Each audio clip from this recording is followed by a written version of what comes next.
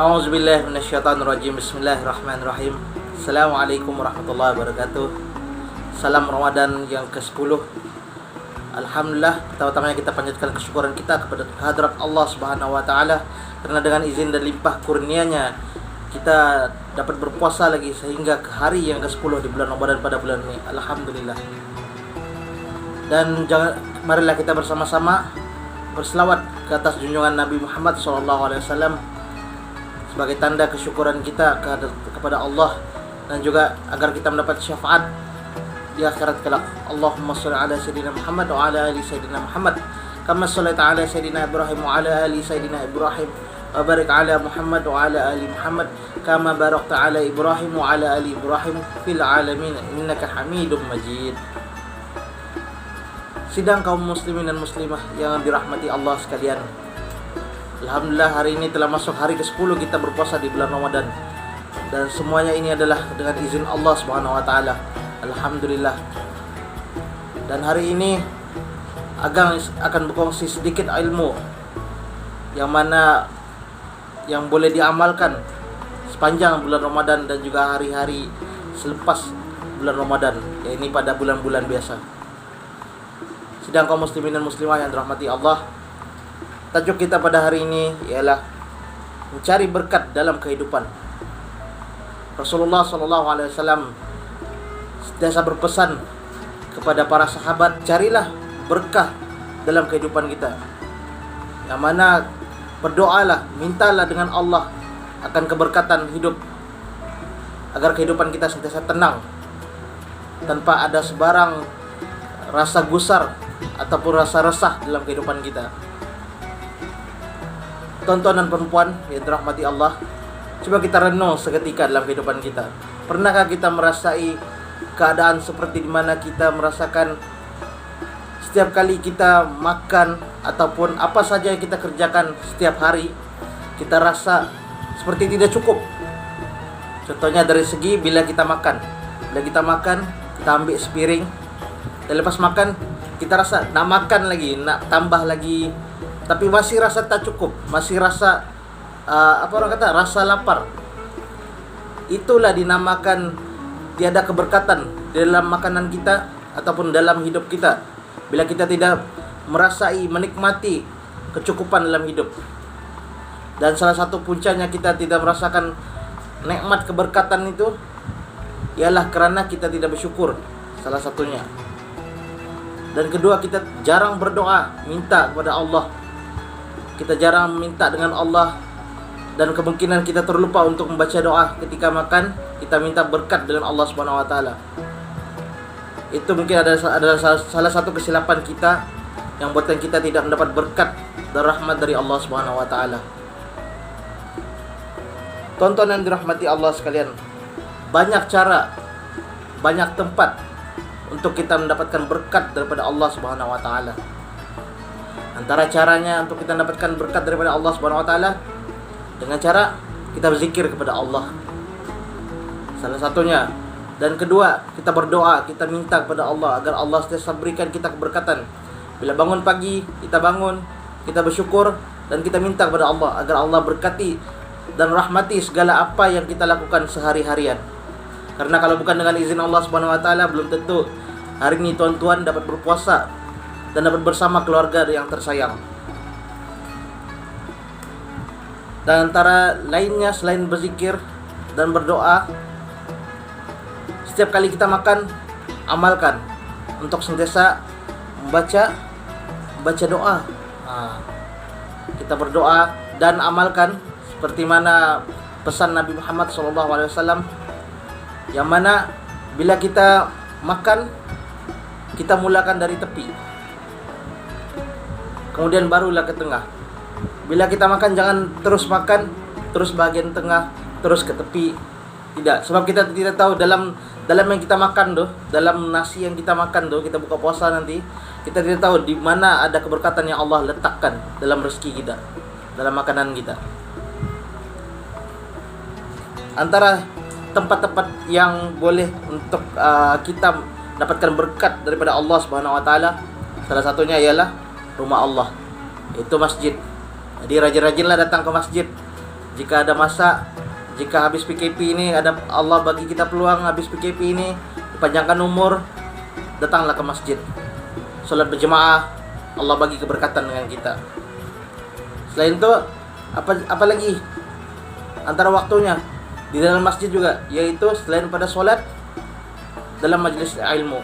Bila ada majlis ilmu, di sanalah ada keberkatan. Jadi kalau ada masa, datang ke surau atau ke masjid, ambil masa selepas maghrib atau isya, kita orang kata dengar. Kalau ada tazkirah, kita sama-sama dengar, berkumpul, kita ambil barokah. Dan selain itu juga, antara lain untuk mendapatkan keberkatan daripada Allah Subhanahu wa taala, insyaallah kita makan berjemaah. Bila kita balik ke rumah, kita jumpa istri, kita jumpa anak-anak, kita makan. Ini mau dekat buka puasa, sama-sama buka puasa. Jangan seorang duduk di TV, jangan seorang duduk di bilik, jangan seorang duduk di luar makan. Kita duduk ramai-ramai, duduk di lantai kan, tak kisah, duduk di meja kah, yang penting sama-sama. Setiap kali makan ataupun hari biasa, bila makan sama-sama baca doa, sama-sama makan. Elakkan tontonan perempuan yang dirahmati Allah, elakkan untuk membiarkan anak-anak, tuan-tuan dan perempuan untuk menggunakan telepon di meja makan. Kalau zaman dulu, kenapa kehidupan dulu lebih, orang kata lebih indah berbanding kehidupan sekarang? Hanya karena dulu kekurangan gadget. Jadi anak-anak bila makan sekali di meja. Sebab sekali TV cuma satu. Itu saja tempat orang untuk menonton hiburan kan. Jadi amalkan semula amalan-amalan orang-orang zaman dulu, yang mana bila makan di meja makan ramai-ramai, baca doa sama-sama. Di situ ada keberkatan. Okey? Dan selain itu juga, makan makanan sunnah Nabi juga merupakan salah satu cara untuk dapat keberkatan daripada Allah Subhanahu wa taala. Ataupun kita ikut amalan-amalan Nabi juga salah satu juga cara untuk mendapatkan berkat daripada Allah Subhanahu wa taala. Kalau makanan sunnah Nabi apa dia? Antaranya kurma, seperti yang kita tahu. Selain itu kita boleh minum susu dan sebagainya lah. Ada lagi beberapa buah yang ataupun makanan-makanan Nabi lah. Okey. Dan selain itu juga antara tempat-tempat yang berkat ataupun yang barokah, orang kata, di sekitar kawasan Masjidil Haram, Madinah, itu tempat-tempat Nabi lah. Tempat-tempat Nabi pernah tinggal, Nabi pernah beribadah, itu juga tempat barokah.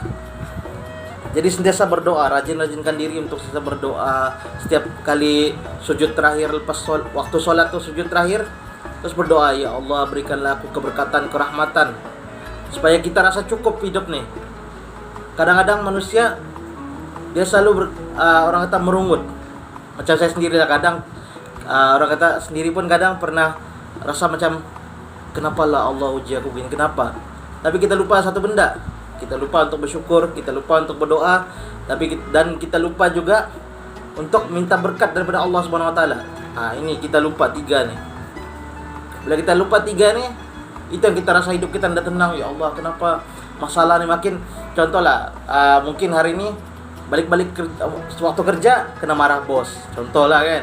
Lepas tu balik-balik kerja jalan jam, tengah-tengah jam tayar pancit pula. Bila tayar pancit, lepas tu komen pula minta mahal, lepas tu duit pula dah cukup, gaji pula belum masuk. Pernah rasa kan semua tu? Itu namanya kita tidak keberkatan dalam hidup. Bila kita ada keberkatan dalam hidup, kita bersyukur dengan apa yang Allah bagi, InsyaAllah Allah akan mudahkan segala urusan, InsyaAllah, dengan izin Allah. Dan salah satu yang agak ingin kongsikan ilmu sebelum berbuka puasa ni, bila kita buat ibu-ibu ataupun kakak-kakak ataupun siapa sajalah, suami ke yang memasak di rumah, bila kita masak nasi tu, ambil nasi kan, bila kita ambil beras terus, kita mau cucikan beras tu, waktu kita cuci beras tu, ni amalan lah kan, agang kongsi ilmu yang sudah diberikan oleh ustaz-ustaz agang. Jadi kita ambil beras tu, ambil beras, kiralah berapa uput sekalipun ambil. Kemudian bila basuh beras tu, Oke. Tangan pakai tangan kanan kita cuci. Kita amalkan selawat 3 kali. Allahumma shalli ala sayyidina Muhammad, Allahumma shalli ala sayyidina Muhammad, Allahumma shalli ala sayyidina Muhammad. Lebih 3 kali lagi baik, lebih afdal lah maknanya. Dan tangan tuh bila pegang yang periuk tuh pusing 3 kali. Buat 3 kali ya maknanya lawan jam bila basuh beras tuh. Dan cuci lebih afdal kalau cuci dalam 2 atau 3 kali lah, paling limit 3 kali, jangan lebih. Takut nanti orang kata keberkatan dalam nasi itu kan, bukan nasi, dalam beras tuh dia hilang lah bila sudah ada 3 kali kita cuci. Oke. Kemudian jangan lupa sambil selawat kepada Nabi, Allahumma shalli ala sayyidina Muhammad, Allahumma shalli ala sayyidina Muhammad. Lawan jam, bukan ikut jam, lawan jam. Pegang lawan jam. Dan kemudian kita baca juga lagi satu ayat yang mana kita baca laisa laha min dunillahi kashifa. Laisa laha min dunillahi kashifa. Yang mana doa ini bila kita baca, insyaallah ia akan menyembuhkan segala sakit dan penyakit, dan akan insyaallah membersihkan hati kita lah dengan izin Allah. Semua itu kita minta doa semua dengan izin Allah. Laisa laha min dunillahi kashifa. Ingat, laisa laha min dunillahi kashifa. Amalkan selawat Nabi, kemudian baca. Cuci beras 2 hingga 3 kali insyaallah. Dan itu saja setakat ini insyaallah tontonan perempuan dirahmati Allah. Setakat itu aja perkongsian kita untuk petang ini. Kita berdoa panjang takut nanti lambat buka puasa kan. Okey. Insyaallah apa yang baik itu datangnya dari Allah dan kurang baik itu juga datangnya dari Allah, tapi atas kelemahan diri saya sendiri. InsyaAllah amalkan segala ilmu yang kita telah kongsikan. Mudah-mudahan segalanya mendapat rahmat dan barokah daripada Allah SWT, insyaAllah. Dan selamat berbuka dan selamat bersungkai untuk rekan-rekan di Sabah. Wabillahi taufiq wal hidayah. Wassalamualaikum warahmatullahi wabarakatuh. Salam maghrib.